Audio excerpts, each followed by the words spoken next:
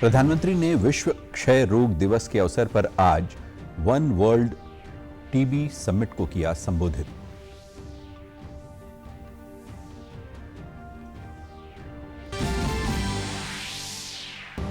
लोकसभा में वित्त विधेयक 2023-24 हुआ पारित।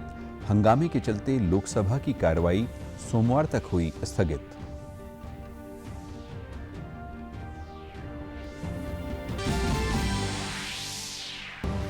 मुख्यमंत्री ने प्रशासनिक सचिवों, मंडल आयुक्तों और उपायुक्तों के साथ की अहम बैठक।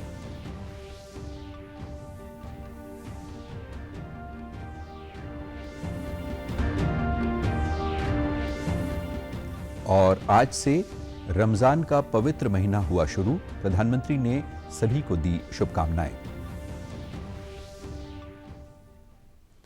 नमस्कार, मैं हूं आशुतोष मिश्रा। अब समाचार विस्तार से। प्रधानमंत्री नरेंद्र मोदी आज वाराणसी के दौरे पर हैं। उन्होंने विश्व क्षय रोग दिवस के अवसर पर वन वर्ल्ड टीबी समिट को संबोधित किया। टीबी उन्मूलन की दिशा में बेहतर काम कर रहे राज्यों और जिलों को पुरस्कार भी दिया गया। इस संगोष्ठी के दौरान प्रधानमंत्री ने कहा कि 2014 के बाद भारत ने टीबी से लड़ने के लिए जो पहल की है वो अभूतपूर्व है। देश ने टीबी के खिलाफ लड़ाई का एक अनोखा मॉडल लाया, जिसके कारण भारत की सराहना पूरे विश्व में हो रही है। तकनीक का इस्तेमाल, फिट इंडिया, योग, जन भागीदारी जैसे अनोखे अभियान देश में चलाए जा रहे हैं तथा तकनीक के माध्यम से हम तमाम चुनौतियों को मात दे रहे हैं। जिस नई सोच और अप्रोच के साथ टीबी के खिलाफ काम करना शुरू किया, वो वाकई अभूतपूर्व है। भारत के ये प्रयास आज पूरे विश्व को इसलिए भी जानने चाहिए क्योंकि ये टीबी के खिलाफ वैश्विक लड़ाई का एक नया मॉडल है। प्रधानमंत्री ने कहा कि करीब 10 लाख टीबी मरीजों को देश के लोगों ने गोद लेकर क्षय मित्र बनाया है और 10 साल के बच्चे भी क्षय मित्र बन रहे हैं, जो एक बड़ी चुनौती से निपटने में बेहद मददगार साबित हो रहे हैं। कोई मरीज छोटे नहीं, इसके लिए आयुष्मान भारत योजना से भी इस मुहिम को जोड़ा गया है।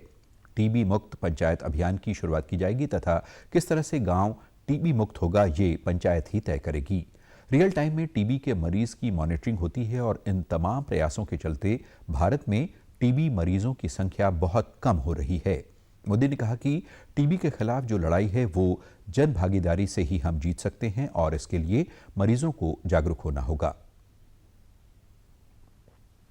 भारत ने टीबी के खिलाफ इस लड़ाई में अनेक मोर्चों पर एक साथ काम किया है, जैसे पीपल्स पार्टिसिपेशन, जन भागीदारी, एनहेंसिंग न्यूट्रिशन, पोषण के लिए विशेष अभियान, ट्रीटमेंट इनोवेशन, इलाज के लिए नई रणनीति, टेक इंटीग्रेशन, तकनीक का भरपूर इस्तेमाल और वेलनेस एंड प्रिवेंशन, अच्छी हेल्थ को बढ़ावा देने वाले फिट इंडिया, खेलो इंडिया, योग जैसे अभियान। साथियों, टीबी के खिलाफ लड़ाई में भारत ने जो बहुत बड़ा काम किया है वो है पीपल्स पार्टिसिपेशन, जन भागीदारी। जिस तरह से देश में स्वास्थ्य सुविधाओं को लेकर काम हो रहा है, उन बातों का भी जिक्र प्रधानमंत्री ने किया। टीबी हारेगा, भारत जीतेगा और टीबी हारेगा तो दुनिया जीतेगी, इसको भी प्रधानमंत्री ने दोहराया। प्रधानमंत्री ने टीबी मुक्त पंचायत पहल, एक संक्षिप्त टीबी निवारक उपचारक या आधिकारिक रूप से अखिल भारतीय स्तर पर शुभारंभ करने, साथ ही टीबी के लिए परिवार केंद्र देखभाल मॉडल और भारत की वार्षिक टीबी रिपोर्ट 2023 जारी करने सहित विभिन्न पहलों का शुभारंभ किया। आज लोकसभा में फिर हंगामा देखने को मिला। स्पीकर की सदन चलने देने की बार बार अपील के बावजूद हंगामे के चलते सदन की कार्रवाई दोपहर 12 बजे तक स्थगित करनी पड़ी। सुबह 11 बजे कार्रवाई शुरू होते ही कांग्रेस और डीएमके समेत विपक्षी पार्टी के सदस्य अपनी मांगों की नारेबाजी करते हुए सदन के बीचों बीच आ गए। 12 बजे के बाद लोकसभा की कार्रवाई फिर शुरू हुई। विपक्ष के हंगामे के बीच लोकसभा में वित्त विधेयक 2023 पारित हुआ। वित्त मंत्री निर्मला सीतारमण ने वित्तीय वर्ष 2023-24 के लिए प्रस्ताव देने के लिए इसे सदन में रखा। बाद में लोकसभा के उप सभापति ने कार्रवाई सोमवार तक के लिए स्थगित कर दी। वहीं राज्यसभा की कार्रवाई भी हंगामे के कारण बाधित हुई। विपक्ष द्वारा नियम 267 के तहत 14 नोटिस दिए गए, जिन्हें सभापति ने खारिज कर दिया। सभापति ने कहा कि सभी नोटिस पूरे तरीके से नियमों के अनुरूप न होने के कारण खारिज किए जाते हैं। उन्होंने विपक्ष से वादा किया कि जब भी ये नोटिस पूरी तरीके से नियमों का अनुपालन करते हुए होंगे, वो जरूर विचार करेंगे। सभापति ने कहा कि सदन में दोनों ओर से व्यवधान के कारण इसे 2:30 बजे तक के लिए स्थगित किया जाता है। हरियाणा के मुख्यमंत्री मनोहर लाल ने कहा कि सरकार द्वारा बनाई गई किसी भी कल्याणकारी योजना के क्रियान्वयन में अधिकारियों की अहम भूमिका होती है। इसलिए वे ये सुनिश्चित करने के लिए कर्तव्यबद्ध हैं कि राज्य सरकार की कल्याणकारी योजनाओं का लाभ जमीनी स्तर तक पहुंचे। मुख्यमंत्री मनोहर लाल ने चंडीगढ़ में मुख्य सचिव संजीव कौशल, विभिन्न प्रशासनिक सचिवों, मंडल आयुक्तों व उपायुक्तों के साथ महत्वपूर्ण योजनाओं और परियोजनाओं की समीक्षा बैठक की अध्यक्षता की। इस दौरान मुख्यमंत्री ने कहा कि बेमौसम बारिश व ओलावृष्टि के कारण खराब हुई फसलों की विशेष गिरदावरी 15 अप्रैल तक पूरा करें, ताकि किसानों को मई माह तक पूरा मुआवजा वितरित किया जा सके। बैठक के दौरान परिवार पहचान पत्र, मुख्यमंत्री अंत्योदय परिवार उत्थान योजना, स्वामित्व, चिरायु हरियाणा, निरोगी हरियाणा, अमृत सरोवर, मेरी फसल मेरा ब्यौरा, दयालु योजना, वृद्धावस्था पेंशन योजना, इंजीनियरिंग वर्क्स पोर्टल आदि विभिन्न योजनाओं की समीक्षा की गई। मुख्यमंत्री ने पत्रकारों से बातचीत में बताया कि अधिकारियों को आम जनता से ज्यादा संवाद पर ध्यान देना चाहिए। उन्होंने उपायुक्तों और पुलिस अधीक्षकों सहित फील्ड अधिकारियों को निर्देश दिए कि वे रोजाना कम से कम 2 घंटे सुबह 11 बजे से दोपहर 1 बजे तक का समय जनता से मिलने के लिए निर्धारित करें, ताकि आम जनमानस अपनी समस्याओं को सीधे उन तक पहुंचा सके। ऐसी जो भी योजनाएं हैं, उन सब पर जो आने वाली कठिनाइयां हैं, परिवार पहचान पत्र के समेत उन सब कठिनाइयों को दूर करने के लिए और वार्ड लेवल पर प्रॉपर्टी आईडी है, इस प्रकार की सब समस्याओं का हल निकालने के लिए एक निर्देश दिए उनको। और ख़ास करके जो जनता को मिलने जुलने का समय है, मिलने जुलने के समय में भी कोई कटौती ना करें। प्रतिदिन 2 घंटे जनता से मिलने का कार्यक्रम, और ये भी आज तय किया कि उन 2 घंटों में कम से कम प्रदेश स्तर से जो भी वीडियो कॉन्फ्रेंस होती हैं वो बिल्कुल नहीं किया करेंगे। 2 घंटे अपनी कोई मीटिंग नहीं करेंगे। 11 से 1 चाहे डीसीज हैं, एडीसीज हैं, एसपीज हैं, जो भी पब्लिक डीलिंग के ऑफिस हैं, वो सब 11 से 1 रोजाना पब्लिक को मिलने जुलने का काम करेंगे। केंद्रीय गृह मंत्री अमित शाह ने कहा है कि राज्यों, एजेंसियों और लोगों के बीच बेहतर सहयोग और तालमेल से देश में मादक पदार्थों की तस्करी के खतरे को खत्म करने में मदद मिल सकती है। गृह मंत्री ने आज बेंगलुरु में मादक पदार्थों की तस्करी और राष्ट्रीय सुरक्षा पर क्षेत्रीय सम्मेलन को संबोधित करते हुए कहा कि मादक पदार्थों के खिलाफ लड़ाई एक जन आंदोलन बन जाना चाहिए तथा प्रत्येक घर और प्रत्येक व्यक्ति को भारतीय समाज को वर्ष 2047 तक नशा मुक्त बनाने के लिए सरकार और उसकी एजेंसियों के साथ मिलकर काम करना चाहिए। वहीं इधर चंडीगढ़ में नारकोटिक्स कंट्रोल ब्यूरो एनसीबी ने आज ड्रग डिस्पोजल डे मनाया, जिसमें 211 किलो से अधिक पॉपी स्ट्रॉ व पॉपी हस्क, लगभग 6000 नशीले टैबलेट्स, 4 किलो 780 ग्राम हेरोइन और 6 किलो से अधिक चरस को नष्ट किया गया। इस अवसर पर नारकोटिक्स कंट्रोल ब्यूरो के अधिकारियों ने ड्रग डिस्पोजल डे की जानकारी दी और बताया कि ये अवैध मादक पदार्थ पिछले वर्ष जब्त किए गए थे, जिन्हें विधिवत रूप से हमेशा के लिए नष्ट किया जा रहा है।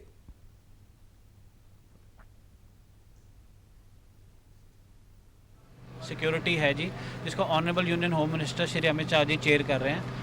आज उनके प्रेजेंस में 7 जगह इंडिया के अंदर, डिफरेंट जगह के अंदर ड्रग डिस्पोज की जा रही है। तो डिस्पोजल में ये किया जाता है कि ये इंसिनरेटर होता है, ये सारे परमिटेड जगह होती हैं, प्रोसीजर फॉलो करके ये ड्रग को परमानेंटली डिस्ट्रॉय कर दिया जाता है, सीज ड्रग्स को, ताकि इसका दोबारा से किसी तरीके से भी मिसयूज़ ना हो सके, उसका दोबारा मार्केट में ना आ सके और ये परमानेंटली डिस्ट्रॉय हो जाता है। प्रदेश के शहरी स्थानीय निकाय मंत्री कमल गुप्ता ने सिरसा में जिले की सभी शहरी स्थानीय निकाय इकाइयों के साथ संबंधित विकास कार्यों व योजनाओं की समीक्षा बैठक की।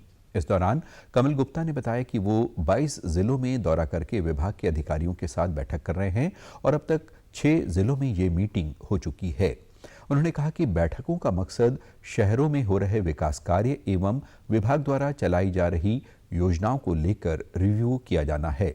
कमल गुप्ता ने कहा कि इन बैठकों में प्रॉपर्टी आईडी, स्वामित्व योजना, अधिकृत और अनधिकृत कॉलोनी का मामला सहित कई मुद्दों को लेकर अधिकारियों के साथ चर्चा की गई। लेकर चाहे वो प्रॉपर्टी आईडी है, चाहे वो स्वामित्व योजना है, चाहे वो अनऑथोराइज्ड ऑथोराइज्ड कॉलोनी है, चाहे वो नगर दर्शन है, चाहे वो स्वच्छता का अभियान है, स्वच्छता में चाहे डोर टू डोर कलेक्शन की बात है, चाहे स्वीपिंग की बात है, और फिर बजट के बारे में कि हमारे के पास हमारी यूएलबी का कितना बजट है, अगर वो किसी ने खर्च नहीं किया तो क्यों नहीं किया, और अगर किसी को पैसे की कमी है तो वो पैसे की कमी हम पूरी करेंगे। और उसके बाद हमने एक दिव्य योजना में एक योजना भी बनाई है कि जिसमें मैंने कहा है सभी निगमों को भी, परिषदों को भी और पालिकाओं को भी कि वो जो पालिकाएं हैं वो 2 से 5 किलोमीटर और जो परिषद हैं वो 5 से 10 किलोमीटर और जो निगम है वो 10 से 20 किलोमीटर सड़क का चयन करें और उसको सुंदर, भव्य सुंदर बनाएं। प्रदेश के सहकारिता मंत्री डॉक्टर बनवारी लाल ने सिरसा के गांव कालावाली में आयोजित एक कार्यक्रम में शिरकत की। उन्होंने केंद्र सरकार द्वारा कराए जा रहे जन कल्याणकारी योजनाओं के बारे में लोगों को बताया और कहा कि गरीब वर्गों के लिए सरकार हर समय तत्पर रहती है। गुरु रविदास सभा द्वारा संत शिरोमणि गुरु रविदास के 644वें जन्मोत्सव और डॉक्टर भीमराव अंबेडकर की जयंती पर आयोजित कार्यक्रम में लोगों को संबोधित करते हुए सहकारिता मंत्री ने कहा कि संतों ने सर्व मानस की भलाई का संदेश दिया था, न कि एक जाति के लिए। हम सबको उनके सिद्धांतों पर चलना चाहिए और उनके जीवन संदेश को अपनाना चाहिए।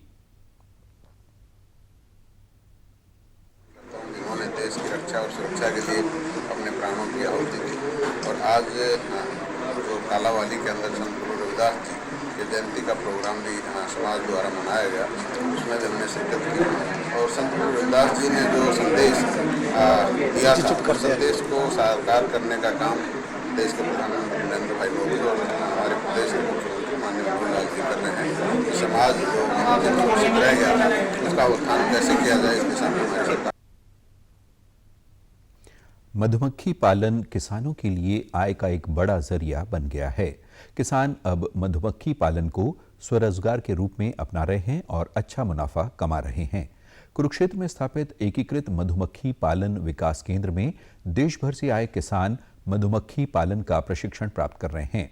देश के पहले IBDC सेंटर में मधुमक्खी पालन की एडवांस ट्रेनिंग दी जाती है। बागवानी विभाग के उपनिदेशक बिल्लू यादव ने बताया कि सेंटर स्थापित होने के बाद हर वर्ष लगभग 500 किसान यहां मधुमक्खी पालन का प्रशिक्षण लेते हैं। इसी के साथ मधुमक्खी पालकों को शहद से बनने वाले उत्पादों के बारे में भी जानकारी दी जाती है। जो मधुमक्खी पालन करना चाहते हैं उनके लिए साइंटिफिक बीकीपिंग ट्रेनिंग की करवाई जाती है और जो मधुमक्खी पालक पहले से बीकीपिंग कर रहे हैं उनके लिए एडवांस बीकीपिंग की ट्रेनिंग की करवाई जाती है। इसके अतिरिक्त हम 2 जो प्रोग्राम है स्किल काउंसिल ऑफ इंडिया के तहत भी करवाते हैं, जिसमें जो एक तो हमारा 250 से 300 घंटे का होता है लगभग 2 महीने का, और एक हमारा RPL होता है जो रिकॉग्निशन ऑफ पीरियर लर्निंग जो 5 दिन के ट्रेनिंग प्रोग्राम होता है। तो ये 4 तरह की हम ट्रेनिंग प्रोग्राम यहाँ पे हर वर्ष करवाते हैं और प्रति वर्ष हम लगभग 400 से 500 किसानों को प्रशिक्षण देते हैं। मधुमक्खी पालन की ट्रेनिंग लेने आए किसानों ने कहा कि उन्हें यहाँ बहुत अच्छा प्रशिक्षण और अनुभव मिला है। उन्होंने कहा कि इस सेंटर पर ट्रेनिंग लेने के बाद अब उन्हें शहद के अलावा बी वैक्स, प्रोपोलिश और रॉयल जेली की भी जानकारी मिल रही है। ट्रेनिंग के लिए आई हूँ। यहाँ पर आकर हमें यहाँ के स्टाफ ने बहुत अधिक जानकारी दी और यहाँ हमें बहुत कुछ सीखने को मिला। हमें यहाँ आके बहुत ही अच्छी जानकारी दी यहाँ के वैज्ञानिकों द्वारा, यहाँ के स्टाफ के द्वारा। हर चीज़, हर ब्रीफली छोटी से छोटी इकाई को भी हमें दिखाया और हम 20 लोग यहाँ से ट्रेनिंग करके जाएंगे। आज से रमज़ान का पवित्र महीना शुरू हो गया है। रमज़ान इस्लामिक कैलेंडर का 9वां महीना है और इस महीने में रोज़दार रोज़े रखते हैं। रमज़ान के बाद ईद उल फितर मनाई जाती है। प्रधानमंत्री नरेंद्र मोदी ने रमज़ान महीने की शुरुआत पर सभी को शुभकामनाएं दी हैं। एक ट्वीट में मोदी ने कहा कि ये पवित्र महीना समाज में एकता और समरसता लाता है। तेलंगाना में रमज़ान महीने की शुरुआत के मौके पर चांद दिखने के बाद हैदराबाद में तरावीह की नमाज के लिए बड़ी संख्या में मस्जिदों में रोज़दारों की भीड़ उमड़ी। आज सुबह सहरी के साथ पहले रोज़े की शुरुआत हुई। डीडी न्यूज़ पर हर महीने के आखिरी रविवार को मन की बात कार्यक्रम के जरिए प्रधानमंत्री नरेंद्र मोदी करोड़ों लोगों से सीधे जुड़ते हैं। 3 अक्टूबर 2014 को पहली बार पीएम ने जनता से मन की बात साझा की थी।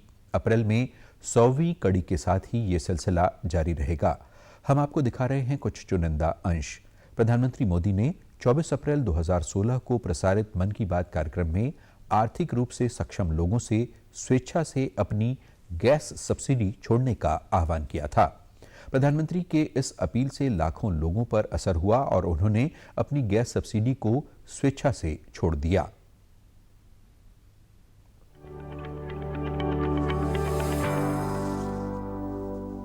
मैंने जनता जनार्दन पर भरोसा करके ऐसे ही बातों बातों में कहा था कि अगर आप साल भर के 1500-2000 रुपया खर्च का बोझ सहन कर सकते हैं तो आप गैस सब्सिडी क्यों नहीं छोड़ देते? किसी गरीब के काम आएगी। ऐसे ही मैंने बात कही थी, लेकिन आज मैं बड़े गर्व के साथ कह सकता हूं, मुझे नाज हो रहा है मेरे देशवासियों पर। 1 करोड़ परिवारों ने स्वेच्छा से अपनी गैस सब्सिडी सरेंडर कर दी और ये 1 करोड़ परिवार अमीर नहीं है।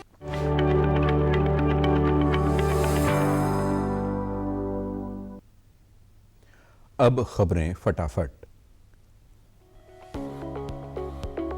वित्तीय ट्रैक के G20 फ्रेमवर्क कार्यकारी समूह की दूसरी बैठक आज से चेन्नई में हुई शुरू।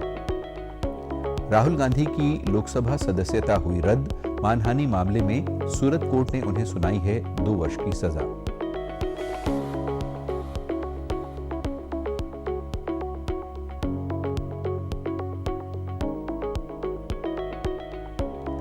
हरियाणा, चंडीगढ़ और पंजाब सहित उत्तर पश्चिम भारत में आज वर्षा और गरज के साथ पड़े छींटे। और फरीदाबाद में 5 जगहों पर आपदा प्रबंधन को लेकर मॉक ड्रिल का हुआ आयोजन।